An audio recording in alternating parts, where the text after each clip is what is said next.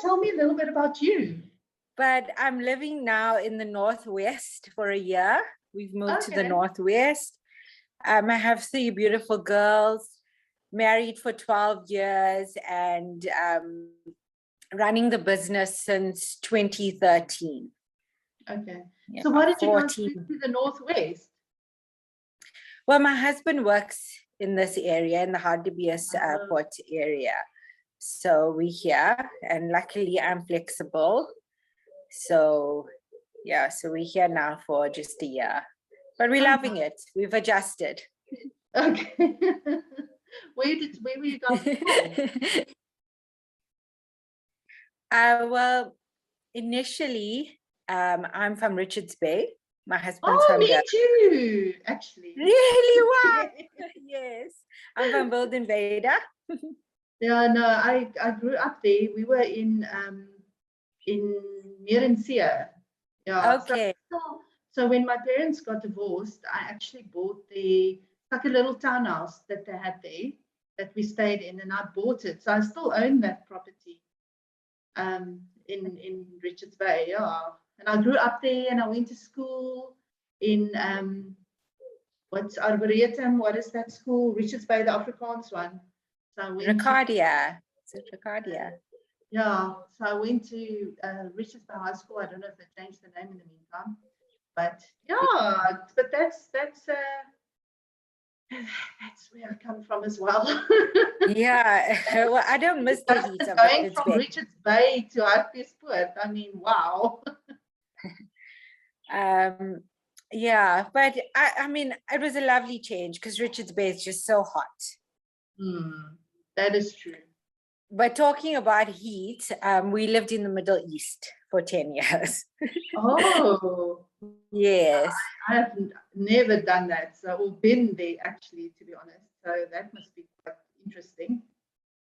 Yes, it was. It was the foundation of our lives right now. So I met my husband. I left single and came back married with 2 children. Oh, wow. Okay. Yeah, so it was lovely. The exposure was invaluable. Yeah. So it taught us a lot, but we're so happy to be back home and be investing in South Africa. It was always our plan, even when we were in Dubai. It was always our plan to save up and come back and invest back here at home. The kids love it. They're back with their grandparents, aunties, uncles. So yeah, it's lovely. Yeah. So all the family, everybody's here in South Africa. Yes. Oh, that's interesting. That normally when people leave, they don't come back. But I think when people do come back, it is because of the family.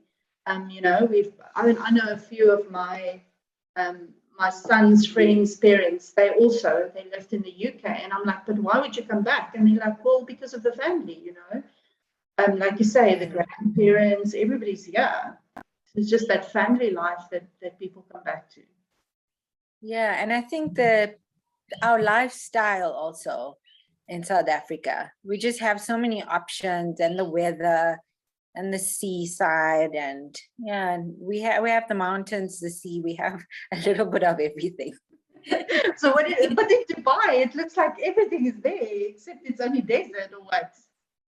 Well, there is a sea, but it's like as warm as a bathtub. Yeah. So it doesn't count. No, not really. When you have to come out every half an hour to put ice water on you and then go back into the sea.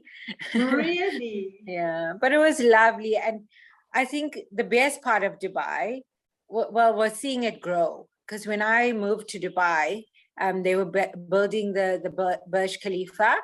And it was about quarter way when I arrived there. And then to see it built to the top.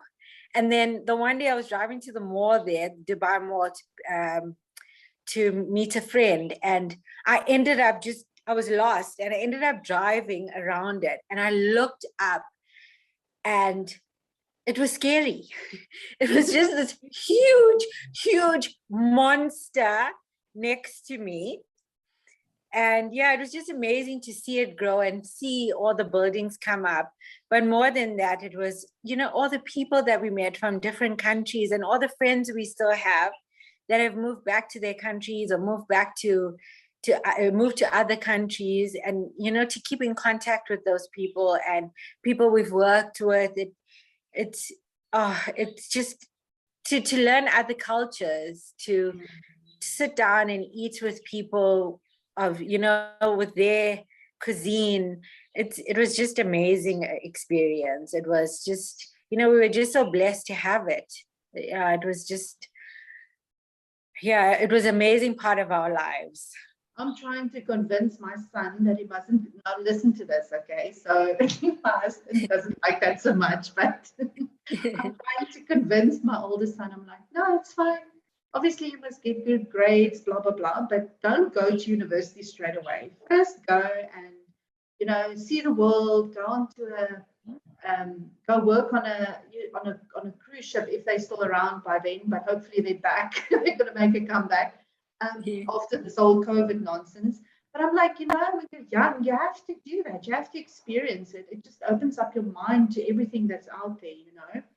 So I'm secretly indoctrinating him without my husband knowing. His dad is like still very much like, no. Shame, he doesn't want. I'm super jealous that when you talk like about Dubai and all the cultures and stuff, because I love that sort of thing.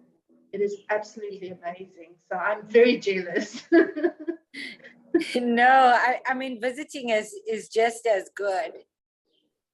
But it was just an amazing experience. It changed us a lot, changed our thinking, changed the way we come back and work and communicate with other people. It does. As you said, it just opens up your mind. No, definitely. All right. So then, so you were born in South Africa, though, right? Yes, I was born in South Africa. So I'm like 4th generation South African. Okay. All right. Yes. Cool. No. One. Yeah. 4th. 4th generation. I've never been to India. Yeah, but then that's it's like when you're 4th generation, you can't even say you're from India anymore. Yeah, but I think a lot of the culture, Indian culture, is quite strong. And then also my great granny was German, so we also have it's just a mix of culture, which is lovely.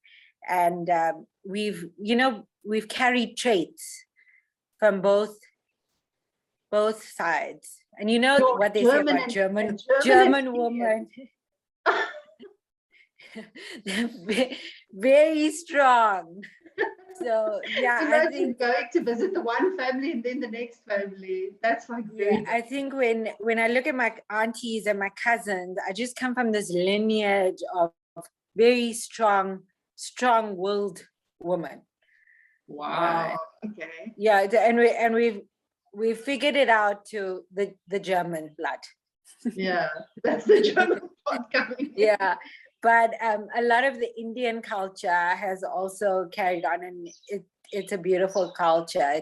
It's colorful, it's full of tradition, and we try to keep that close and also pass it on to the next generation, to our children. Yeah. No, I've been to Germany, and I've been very, very quickly, but I've spent some more time in India before. And I must say, if I have to choose, if I ever have to choose between the two, where will I go and stay?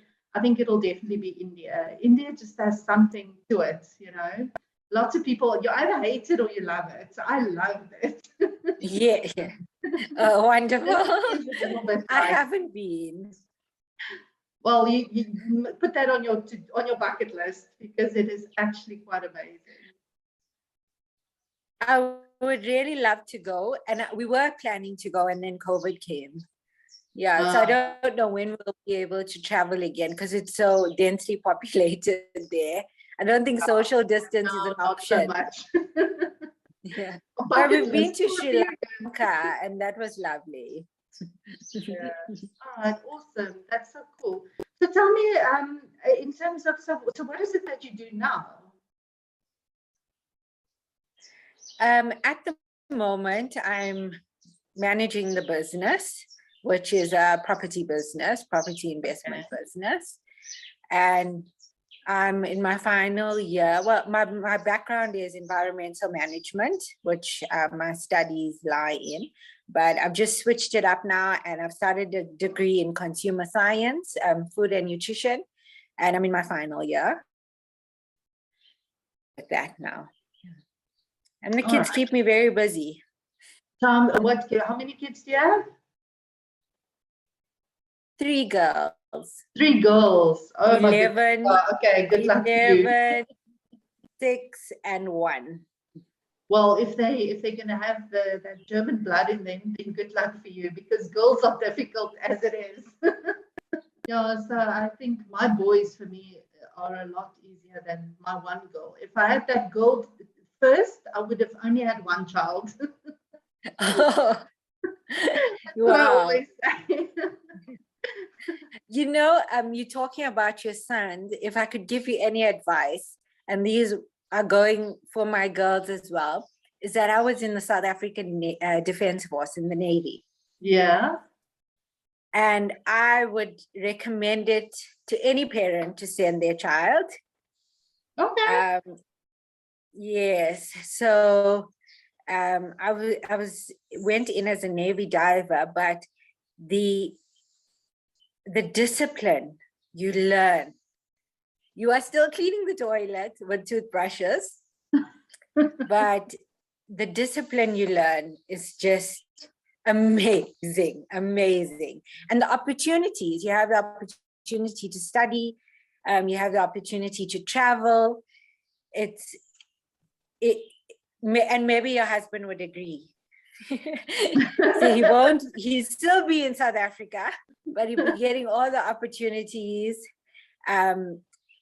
And just being exposed to that kind of life. It's, for me as a female being in there, but this is what eye-opening. Now it's like, sure, in the Navy, so how did that happen? And I mean, I didn't even know females could go into the Navy. Well, I just saw the ad in the Sunday Times. We were still in Richards Bay then, and I saw the ad, and I applied, and I got selected to come to Durban to do the preliminary selections, and that was just physical and like IQ tests and mental challenge tests. And it was a day. It was a day and a half there at Salisbury Island. Fractured my thumb. But in the end, I think there were like 500 people that showed up. It was just me and 3 other guys left that were selected. And then we were just shipped off to Saldanha. And then we were based in Gordons Bay after that. But it really, I think it just geared me up to go to Dubai, because I just left to Dubai by myself, single with no job. Wow. I had one friend in Dubai, and so, but I think it really gave me that strength to just go there and know that I could do that. So I definitely recommend it. Yeah, but I mean, that is actually quite amazing. I mean, people are usually, number one, I think there's very few women out there that'll be like, oh, I want to join the Navy, or even if they just see an ad or anything and think about that. So I think that is actually quite amazing. And then from there to just pack up and go by yourself to a whole different country. I mean, I remember for my job when I worked at Accenture, the one day I went for training in America, and I had to go and visit my friend, and I had to get on a train by myself, and I'm like, no, I can't do this. But there you are, packed up and all by yourself going to Dubai. That is actually very, very amazing to do that. So how did you experience being a woman in the Navy?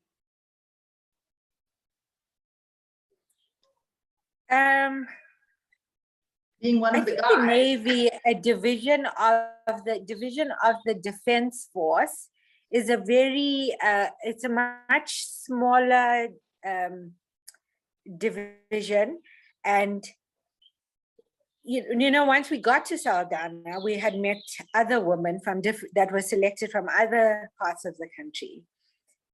So it wasn't just, there was about, say, about 50 of us. It's brutal. Yeah. I will never downplay that. It is absolutely brutal, the training. Nothing has changed over the years in the defense. So what you see on TV is true. It is true. They come with the white glove and check, and you check for dust, and you're punished, and you overfed so that it's like a punishment.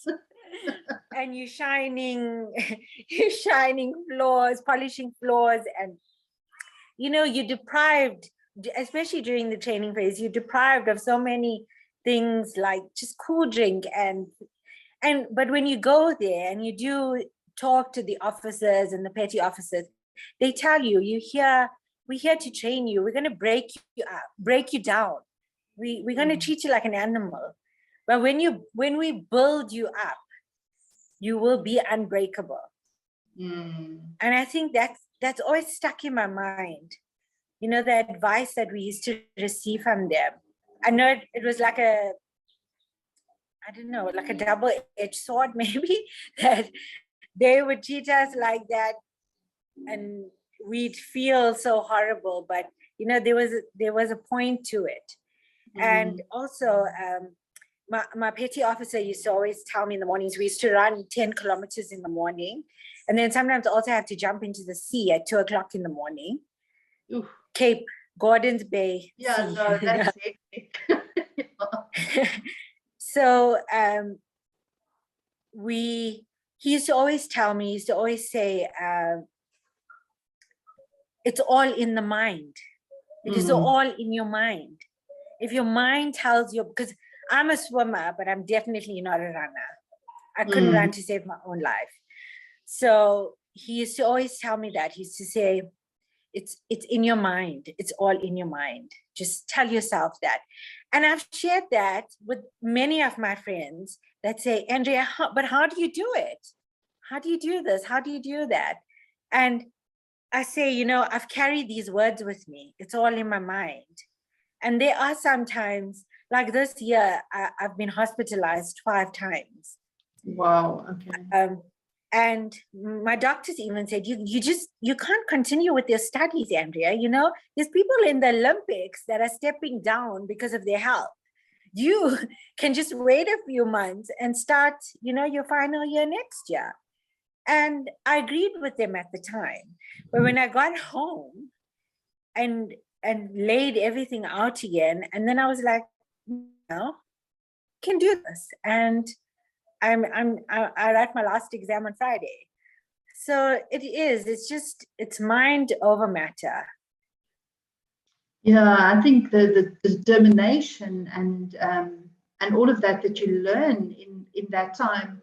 Because I also read the book from David Goggins as well, where he talks about being in special forces and that sort of thing. And I have a lot of respect for people that can go through that. So well done to you. Thanks. And that's why I'm recommended for your son. My girls will definitely be joining. They don't have a choice. They don't have a choice. Well done. Well done. Wow. Okay. So then you say that you've been hospitalized this year for 5 times. Please don't tell me COVID. Well, I had my daughter, and then there was just a few complications after that. But I also had COVID. I don't know how I got it. I'm at home most of the time. I just assume it's from the supermarket. And I got COVID in January, and then just started getting this burning sensation in my tummy. Went to the doctor, so my tummy had moved all the way into my chest. Whoa. We don't know if it was the COVID, but the doctor says that it was most likely that did that, because my main symptom was nausea and vomiting. Please edit that part out. Yeah, sure. Okay. Well, yeah, I mean, it's like you said, I think only somebody that's been through that mindset challenge. Yeah. Am I frozen? Yeah. So, so I just had a few complications after that where my health just spiraled downwards. And yeah, I was not in a very good state when I was readmitted after the operation. And I think I was readmitted for the last time now 2 months ago. Oh, okay. All right. But it looks like it's sorted now. So Andrea, finally we're getting to property. So tell us, what is your property business all about? So I bought my first property when I was 22 years old. And I think most of our properties are in Richards Bay because I know the area so well, having grown up there. So even when I was sitting in Dubai and look on Property 24, I'd know the area, I'd know how close the amenities were, the schools, and I just know the general facts and feel of the area that the property was situated at. So after that, we bought more residential, and then I think our greatest leap was going commercial.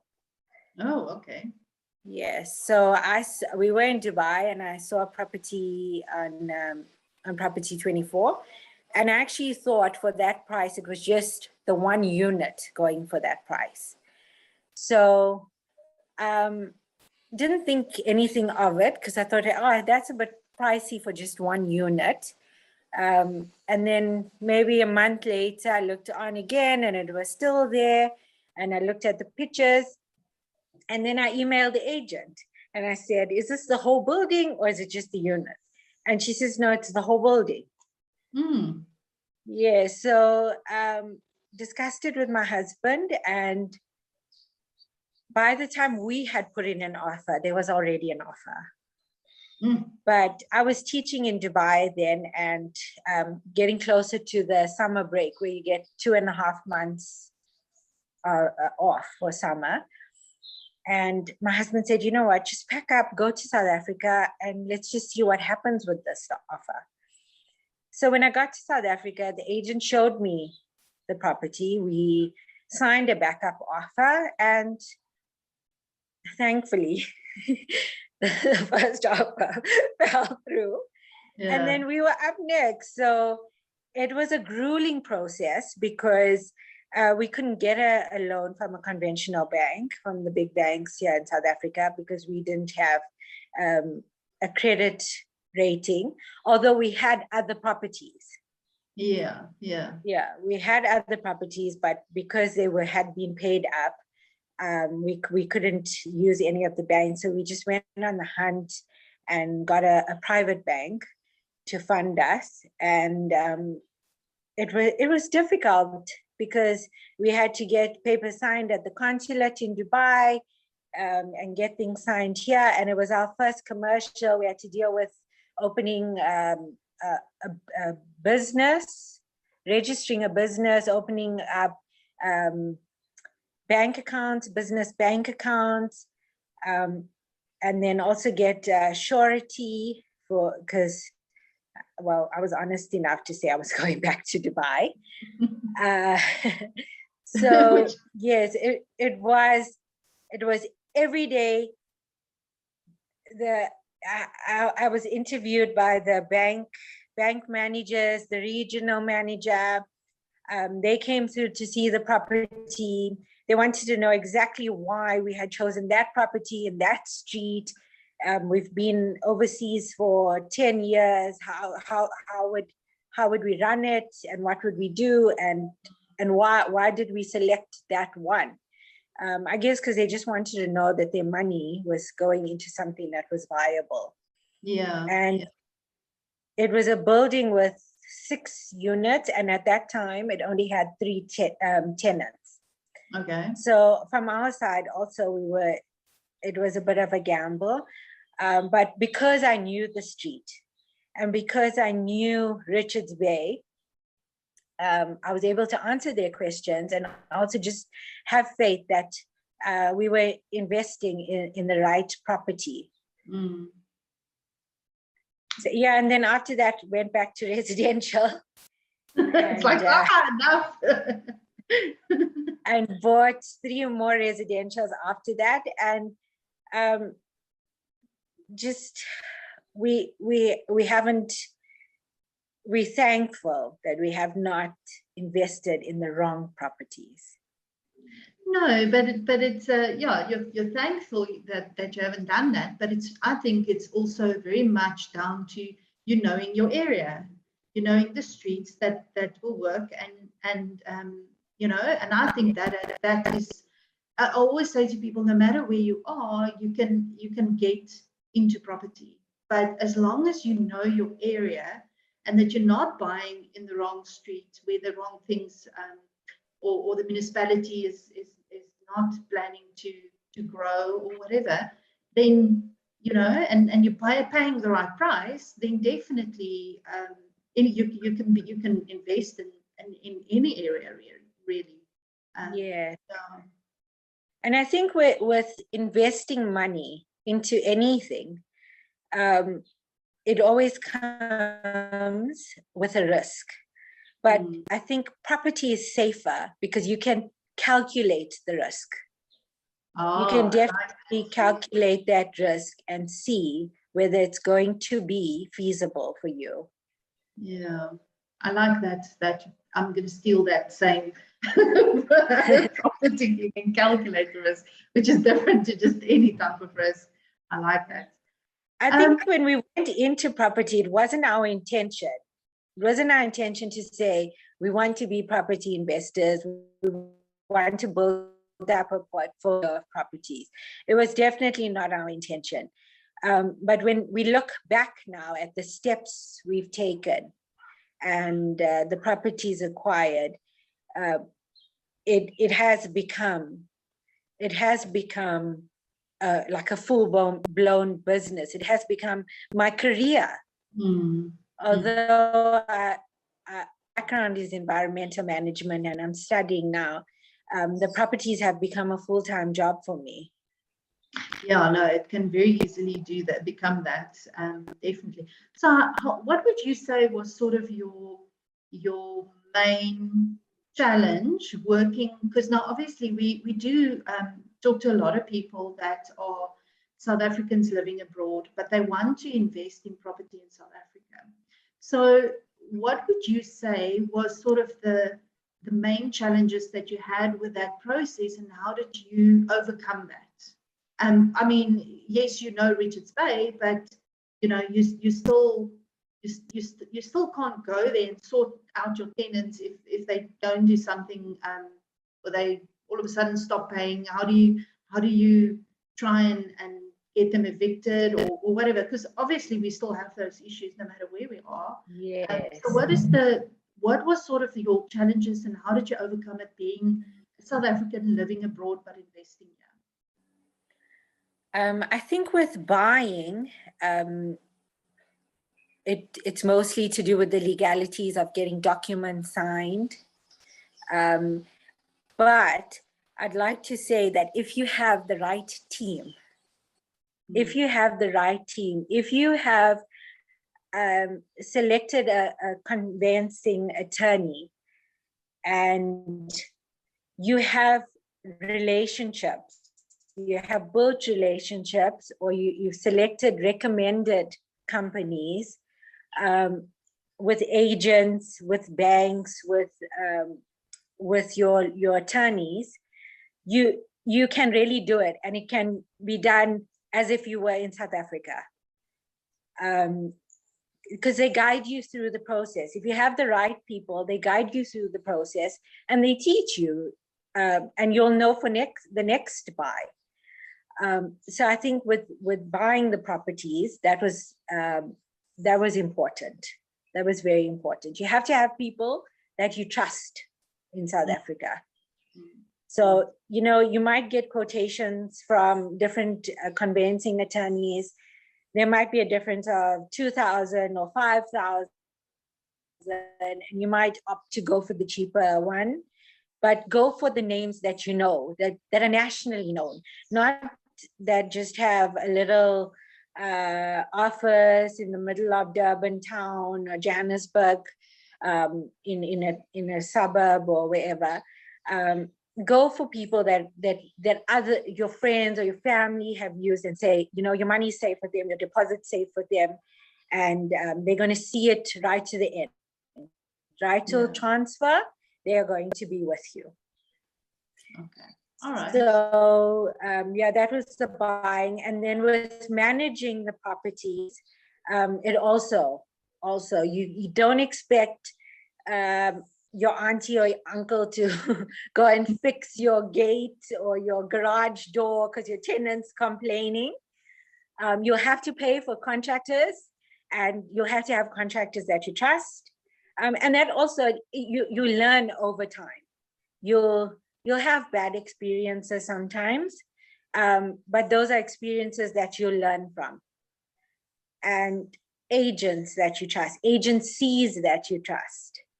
So yeah, that has really helped us. We've learned along the way. We've had bad experiences. Things always haven't been smooth sailing. There's times where I've just had to drive to Richards Bay from Gauteng and go and sort out if tenants have moved out and just left the place in a terrible state for the next tenant, and the agents then don't want to get involved. I've had to go there. I've had to doing and screening of a new tenant, but it's just all part of the process and about learning. And once you have people that you can rely on and count on, then you sort it out. Yeah. All right. Cool. No, that's very cool. So tell me, where to from here for you?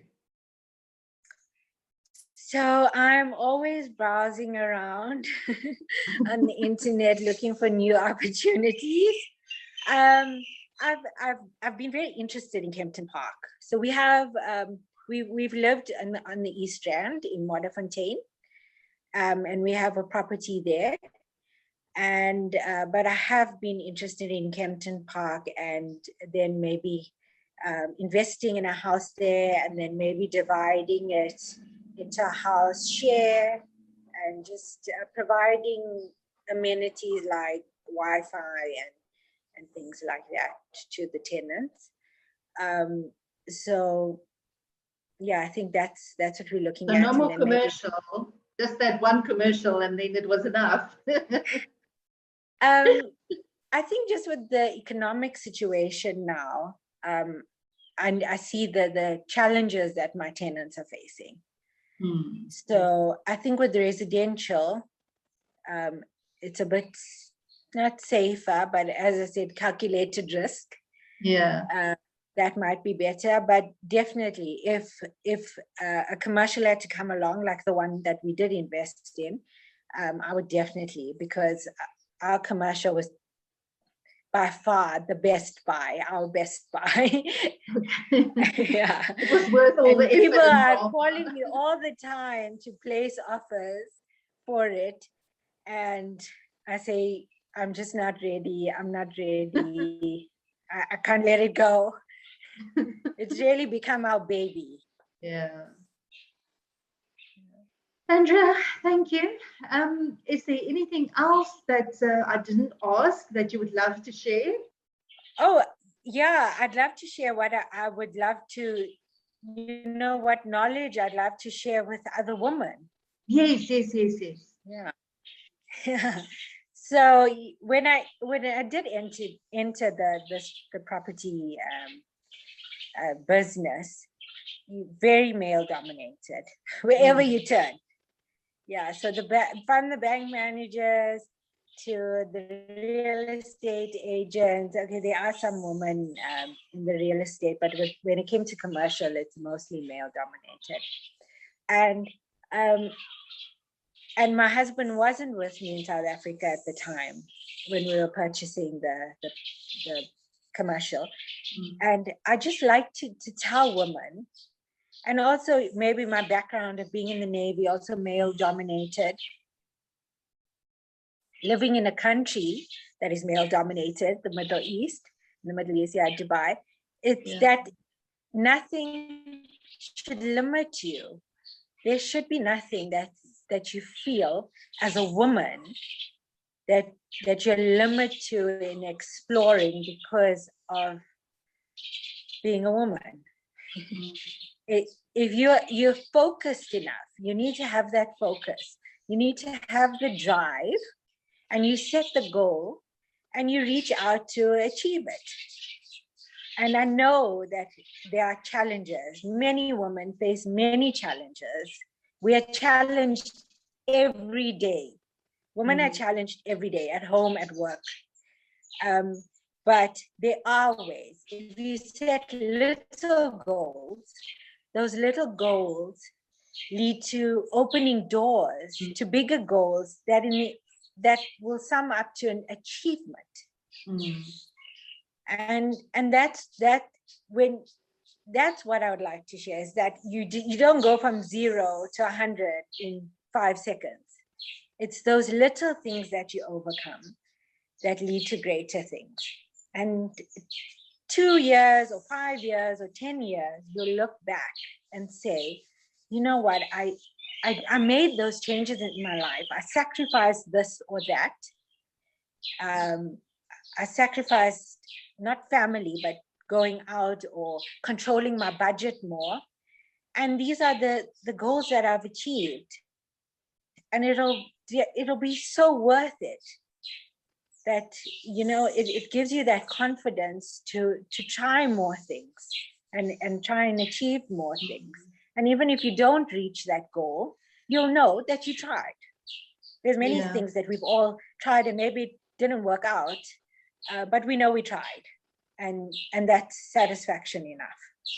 And I always say that while you're trying and while you're going through that process, there will always be doors opening up for you, which might not be exactly where you're going, but those are opportunities that come along that you wouldn't have had if you didn't start down that path.